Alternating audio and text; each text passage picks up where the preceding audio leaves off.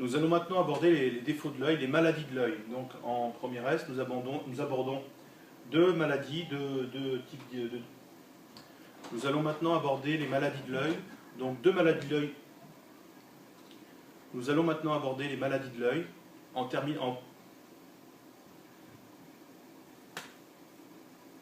Nous allons maintenant étudier les maladies de l'œil.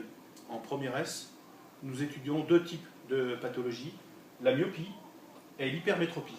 Donc là, vous avez l'image d'un œil sain, c'est-à-dire que la montgolfière qui est située à l'infini va voir son image se former sur la rétine lorsque l'œil n'accommode pas. Donc l'image est nette, la montgolfière est vue nette. Maintenant, lorsqu'on a un œil myope,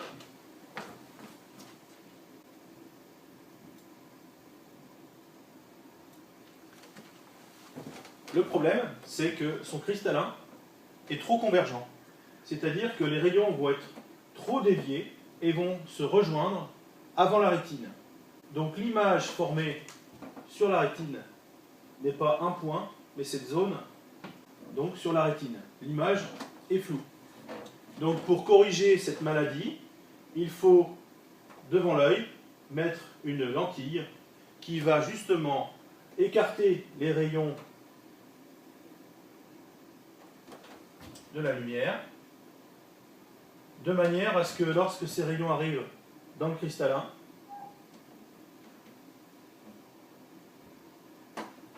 ils soient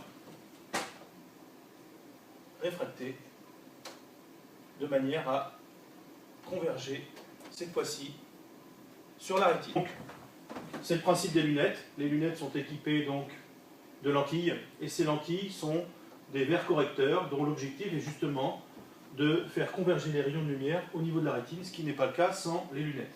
Alors, les propriétés de ces lentilles sont les suivantes. Elles doivent faire diverger les rayons de lumière. Alors, diverger, ça veut dire quoi? Ça veut dire, lorsqu'on part d'un point, les rayons vont partir dans des directions différentes à partir d'un même point. Donc là, on dit que les rayons divergent. Donc là, c'est bien le cas, les rayons vont partir dans des directions différentes. Le symbole de la lentille divergente est celui-ci. Maintenant, je vais vous montrer le petit symbole des lunettes qui est ici. Pour corriger donc un œil myope, il nous faut mettre une lentille divergente. Maintenant, on va s'intéresser au deuxième cas de figure, le cas des hypermétropes.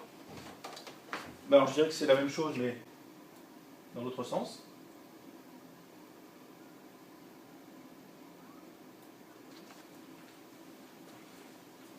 Donc, du fait de la physionomie de l'œil, on voit que les rayons convergent derrière la rétine. Donc, au niveau de la rétine, l'image envoyée au cerveau n'est pas celle d'un point, mais cette zone que j'ai dessinée en noir. Donc, l'image de la montgolfière, qui est toujours à l'infini, est toujours vue floue, mais pas pour les mêmes raisons. Donc, pour corriger ce défaut, il faut mettre un verre correcteur, constitué d'une lentille convergente, qui va aider le cristallin à faire converger les rayons de lumière plus rapidement. Et à ce moment-là, on a bien la convergence au niveau de la rétine. Donc là, c'est une lentille convergente.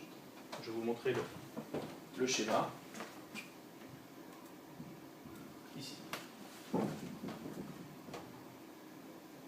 Donc, qu'est-ce que c'est qu'une lentille convergente? Qu'est-ce que c'est que converger? Converger, ça veut dire que lorsque des rayons arrivent de différentes directions, ils se croisent en un même point d'espace. Ils convergent dans cette direction et dans cette zone de l'espace. Voilà ce que ça veut dire converger. Donc, dans cette partie-là, on peut dire que les rayons convergent, et si on les fait se continuer, on va voir qu'ici, ces mêmes rayons vont diverger, c'est-à-dire s'écarter les uns des autres, alors que lorsqu'ils convergent, ils se rapprochent les uns des autres. Donc certaines lentilles ont le pouvoir de faire converger les rayons de lumière, d'autres ont le pouvoir de les faire diverger.